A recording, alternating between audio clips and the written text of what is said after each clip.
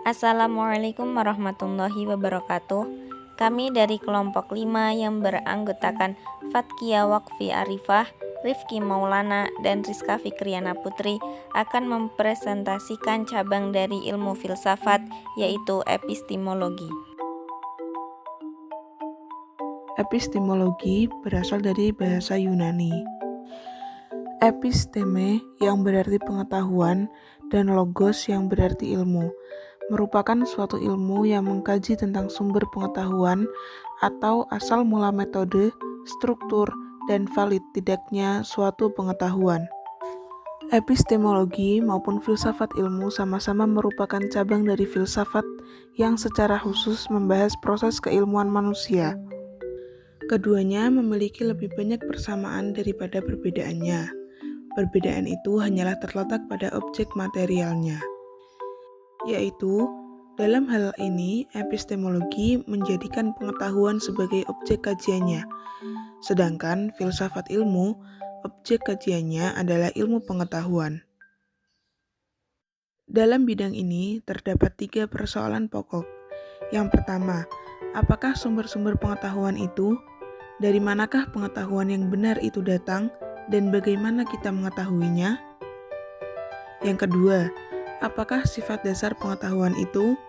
Apakah ada dunia yang benar-benar di luar pikiran kita? Kalau ada, apakah kita dapat mengetahuinya? Yang ketiga, apakah pengetahuan kita itu benar-benar valid? Bagaimanakah kita dapat membedakan yang benar dari yang salah?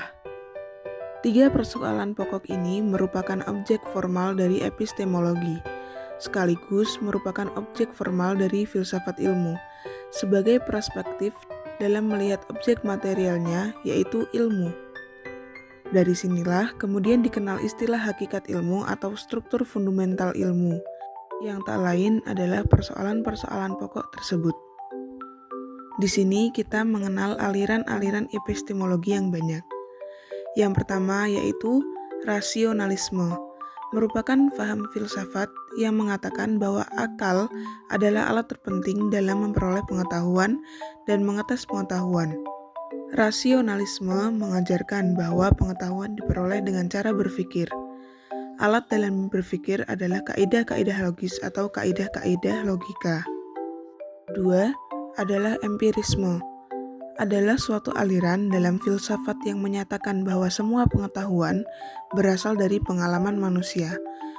Empirisme menolak anggapan bahwa manusia telah membawa fitrah pengetahuan dalam dirinya ketika dilahirkan. Yang ketiga, ada realisme, adalah suatu aliran filsafat yang menyatakan bahwa objek-objek yang kita serap lewat indera adalah nyata dalam diri objek tersebut. Yang keempat yaitu kritisme, adalah filsafat yang memulai perjalanannya dengan terlebih dahulu menyelidiki kemampuan batas-batas rasio. Yang kelima, yaitu positivisme, adalah suatu aliran filsafat yang menyatakan ilmu alam sebagai satu-satunya sumber pengetahuan yang benar dan menolak aktivitas yang berkenaan dengan metafisik. Yang keenam, yaitu skeptisisme, adalah paham yang memandang sesuatu selalu tidak pasti. Contohnya, kesulitan itu telah banyak menimbulkan skeptisme terhadap kesanggupan dalam menanggapi gejolak hubungan internasional. Yang terakhir, yaitu pragmatisme, adalah aliran filsafat yang mengajarkan bahwa yang benar adalah segala sesuatu yang membuktikan dirinya sebagai yang benar dengan melihat kepada akibat-akibat atau hasilnya yang bermanfaat secara praktis. Ilmu pengetahuan, yang mana jika kita bicara filsafat ilmu, tentu tidak akan lepas dari sejarah perkembangan ilmu, karena landasan utama perkembangan ilmu adalah filsafat. Ada beberapa landasan. Yang pertama itu ontologi, epistemologi, dan aksiologi. Rasa ingin tahu manusia merupakan pengetahuan secara umum yang tidak bisa dipersoalkan seluk-beluknya. Dalam hal ini, kita mencoba untuk menguji kebenaran pengetahuan tersebut secara lebih luas dan mendalam, bahwa ilmu tidak hanya berbicara tentang hakikat atau ontologi, tetapi ilmu pengetahuan itu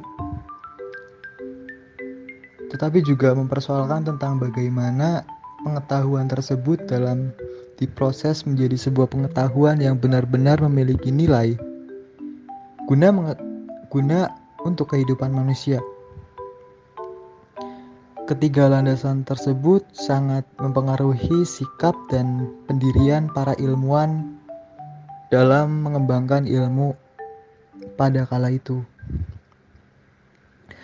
Perkembangan ilmu merupakan kajian yang melihat visi dan pergeseran paradigma yang memadai. Revolusi ilmu pengetahuan itu terjadi pada rentang waktu yang cukup lama. Berawal sejak zaman Yunani hingga zaman kontemporer. Perkembangan ilmu dapat kita telisik berdasarkan sejarahnya. Perjalanan ilmu mulai dari zaman pra-Yunani kuno, zaman Yunani, zaman pertengahan, zaman Renaissance, zaman modern, dan zaman kontemporer.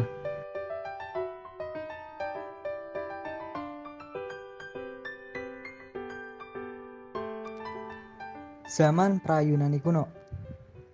Pada zaman ini, perkembangan ilmu berlangsung kurang lebih selama 200 tahun, di mana pada masa ini masyarakat Yunani itu hidup di bawah pengaruh kehadiran kekuatan mitos-mitos serta mitologi.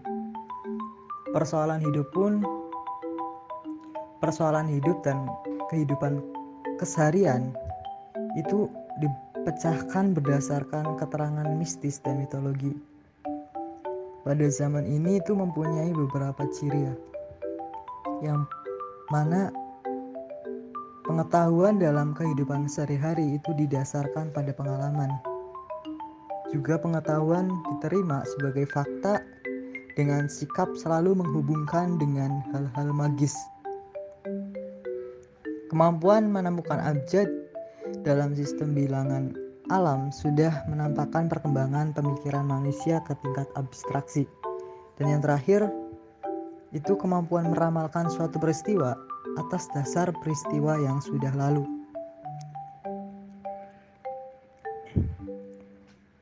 Pada zaman ini, muncul kebudayaan baru yang disebut polis.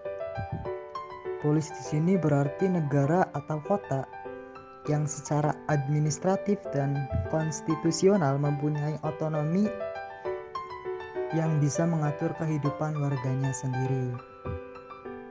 Kita lanjut pada zaman Yunani. Pada zaman Yunani itu mempunyai beberapa ciri, yang mana setiap orang pada zaman ini itu memiliki kebebasan mengungkapkan ide. Juga masyarakat pada saat ini tidak lagi mempercayai mitos-mitos, serta masyarakat tidak menerima pengalaman yang didasarkan pada sikap menerima begitu saja, tetapi adanya penyelidikan secara kritis.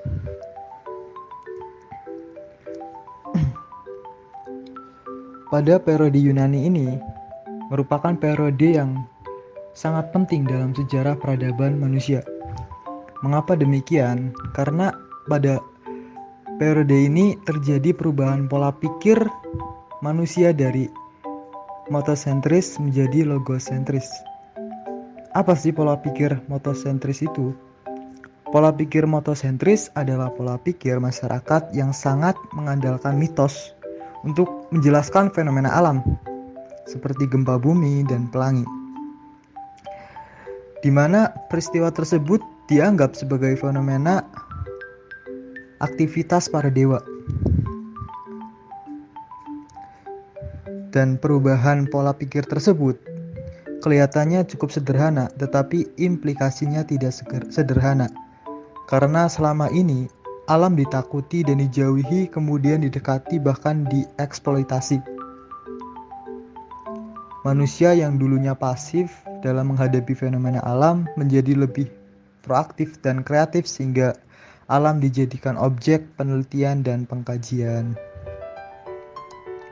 Kemudian zaman selanjutnya pada zaman pertengahan. Di era pertengahan ini ditandai dengan tampilnya para teolog dalam dunia ilmu pengetahuan di belahan bumi Eropa. Aktivitas ilmiah terkait dengan aktivitas keagamaan. Aktivitas ilmuwan di belahan Eropa pada umumnya kegiatan ilmiah didasarkan untuk mendukung kebenaran keagamaan.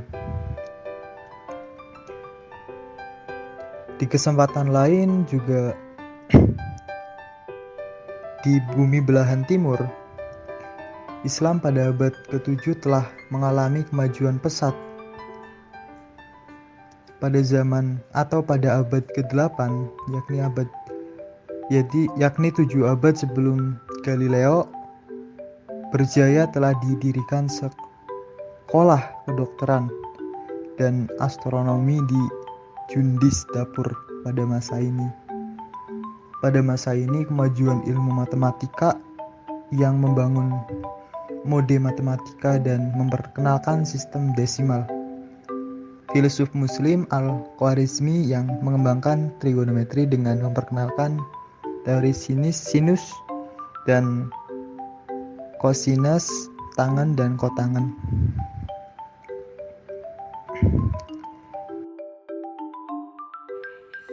Zaman Renaissance.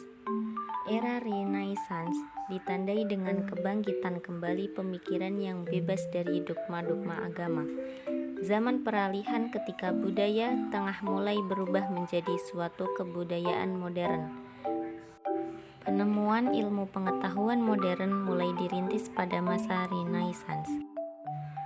Renaissance merupakan era sejarah yang penuh dengan kemajuan dan perubahan yang mengandung arti bagi perkembangan ilmu. Zaman yang menyaksikan dilancarkannya tantangan gerakan reformasi terhadap keesaan dan supremasi Gereja Katolik Roma bersamaan dengan berkembangnya humanisme.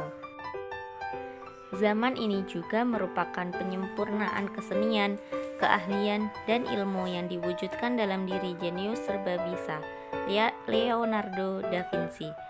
Penemuan percetakan kira-kira pada tahun 1440 Masehi dan ditemukannya benua baru pada tahun 1492 Masehi oleh Columbus memberikan dorongan lebih keras untuk meraih kemajuan ilmu. Kelahiran kembali sastra di Inggris, Prancis, dan Spanyol. Seni musik juga mengalami perkembangan. Adanya penemuan para ahli perbintangan seperti Kopernikus dan Galileo menjadi dasar bagi munculnya astronomi modern yang merupakan titik balik dalam pemikiran ilmu dan filsafat. Pada zaman Renaissance ini, manusia barat mulai berpikir secara baru dan secara berangsur-angsur melepaskan diri dari otoritas kekuasaan yang selama ini telah membelenggu kebebasan dalam mengemukakan kebenaran filsafat dan ilmu. Zaman modern. Zaman modern ditandai dengan penemuan dalam bidang ilmiah. Benua Eropa dipandang sebagai basis perkembangan ilmu pengetahuan.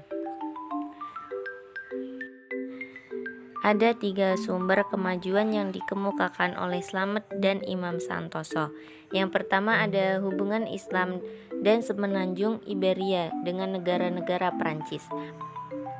Para pendeta Prancis banyak belajar di Spanyol dan kembali menyebarkan ilmu pengetahuan yang diperolehnya. Yang kedua, Perang Salib yang terulang sebanyak 6 kali menjadikan tentara Eropa menyadari kemajuan negara-negara Islam. Dan yang ketiga, jatuhnya Istanbul ke tangan bangsa Turki pada tahun 1453, sehingga para pendeta dan sarjana mengungsi ke Italia dan negara-negara di Eropa. Tokoh yang terkenal pada zaman modern ini adalah René Descartes. Ia mewariskan suatu metode berpikir yang menjadi landasan berpikir dalam ilmu pengetahuan modern. Langkah berpikir menurutnya ialah tidak menerima apapun sebagai hal yang benar, kecuali kalau yang diyakini sendiri bahwa itu memang benar. Era kontemporer. Pada masa ini, ilmu fisika menempati kedudukan yang penting. Menurut Trott, Mutanshir, dan Munir, fisika dipandang sebagai dasar ilmu pengetahuan yang subjek materinya mengandung unsur-unsur fundamental yang membentuk alam semesta. Fisikawan termasyhur adalah Albert Einstein. Ia menyatakan bahwa alam itu tak terhingga besarnya, tak terbatas, tetapi juga tak berubah status totalitasnya atau bersifat statis dari waktu ke waktu. Einstein percaya akan kekekalan materi, artinya alam semesta itu kekal adanya. Dalam masa ini, perkembangan dalam berbagai ilmu teknologi, komunikasi, dan informasi melaju sangat pesat. Ilmu lebih berkembang ke arah spesifik yang beragam. Ilmu yang berkembang lebih bersifat sintetis antara bidang ilmu satu dan bidang ilmu lain. Akibatnya, perkembangan ilmu menjadi lebih bermanfaat dalam kehidupan manusia. Sekian presentasi dari kelompok kami, semoga bermanfaat. Wassalamualaikum warahmatullahi wabarakatuh.